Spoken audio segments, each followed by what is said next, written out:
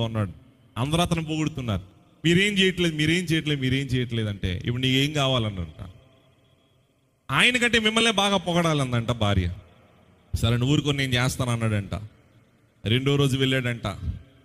ఈ టీవీ కొన్న షాప్కి వెళ్ళాడంట. వెళ్ళి బాబు 75 ఇంచెస్ టీవీ అట్టపెట్టి ఉందా అని అడిగాడంట. ఉంది అన్నాడంట. ఎంత అంటే 200 అన్నాడంట. సరే ఈ 200కి ఒక ఆటో మాట్లాడి ఒక 100 రూపాయలు అట్టపెట్టి తెచ్చాడంట. వీధులు అందరూ చూస్తున్నారంట.